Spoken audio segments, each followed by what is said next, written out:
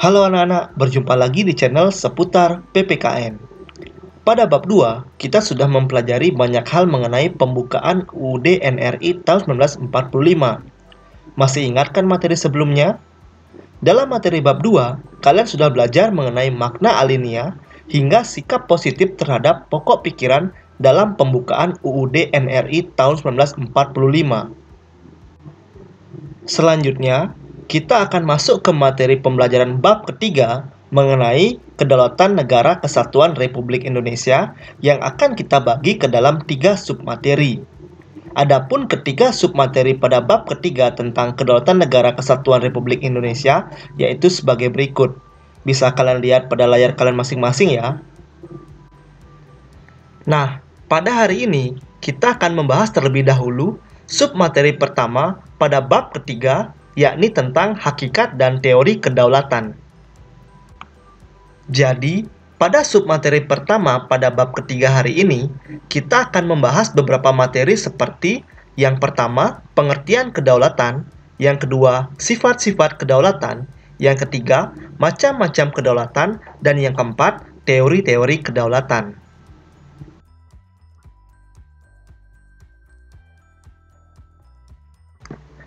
Kedaulatan berasal dari bahasa Arab, yakni daulah atau daulat, yang berarti kekuasaan. Jadi, secara umum, kedaulatan merupakan kekuasaan tertinggi untuk membuat undang-undang dan melaksanakannya dengan semua cara yang tersedia.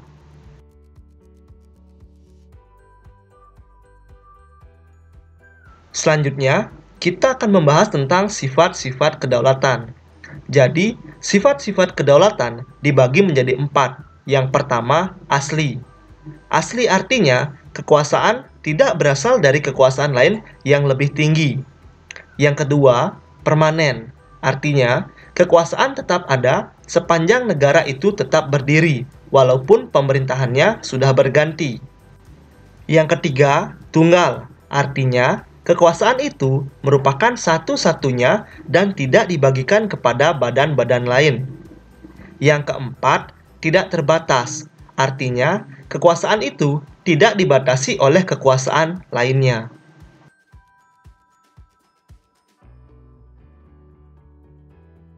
Selanjutnya, kita akan membahas tentang macam-macam kedaulatan. Jadi, kedaulatan dapat dibagi menjadi 2 macam, yaitu kedaulatan ke dalam dan kedaulatan keluar. Kedaulatan ke dalam merupakan kekuasaan untuk mengatur segala kepentingan negara tanpa campur tangan negara lain.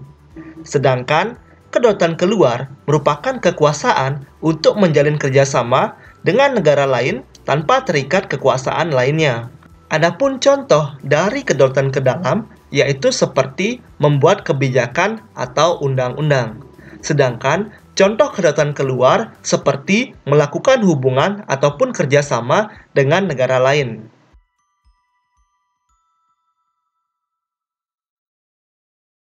Selanjutnya, kita akan membahas tentang teori-teori kedaulatan.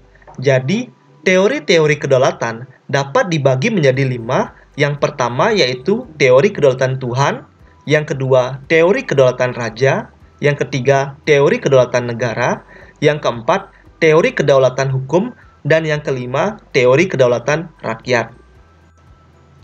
Teori kedaulatan Tuhan.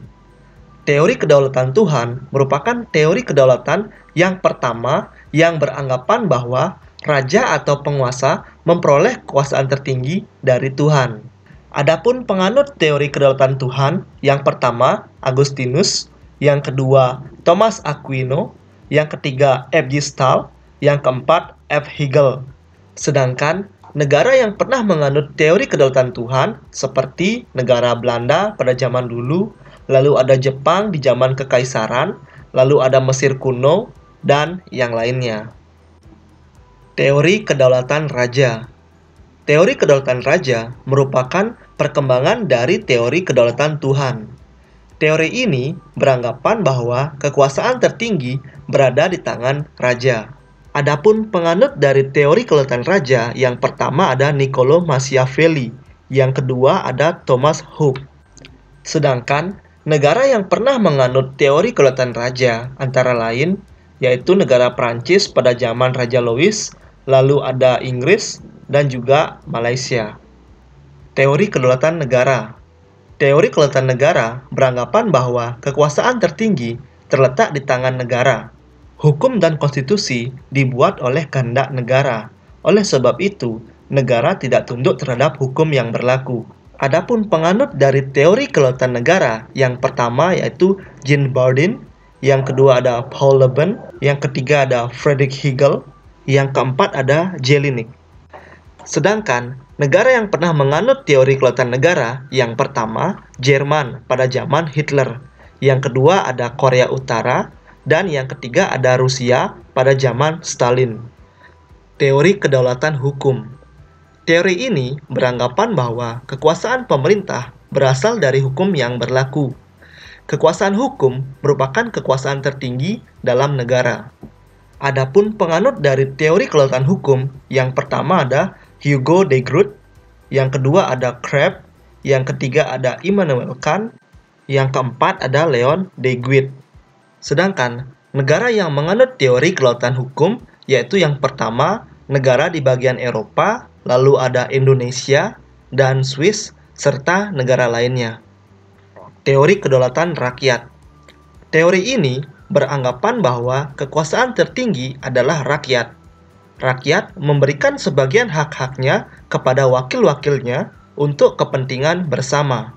Adapun penganut dari teori kedaulatan rakyat, yang pertama ada John Locke, yang kedua ada Montesquieu, yang ketiga ada Rousseau, yang keempat ada Johannes Althusius. Sedangkan negara penganut dari teori kedaulatan rakyat, yang pertama ada Indonesia, yang kedua Amerika Serikat, yang ketiga Perancis, dan yang lainnya.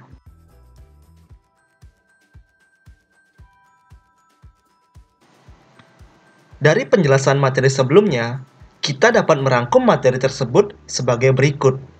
Yang pertama, pengertian kedaulatan. Kedaulatan merupakan kekuasaan tertinggi untuk membuat undang-undang.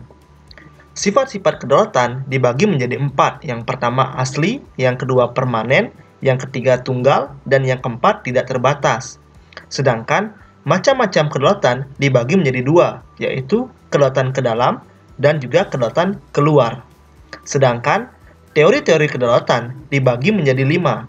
Yang pertama ada teori kedaulatan Tuhan, yang kedua ada teori kedaulatan raja, yang ketiga ada teori kedaulatan negara, yang keempat ada teori kedaulatan hukum, dan yang kelima ada teori kedaulatan rakyat. Sekian dulu ya untuk video hari ini. Selamat belajar dan terima kasih.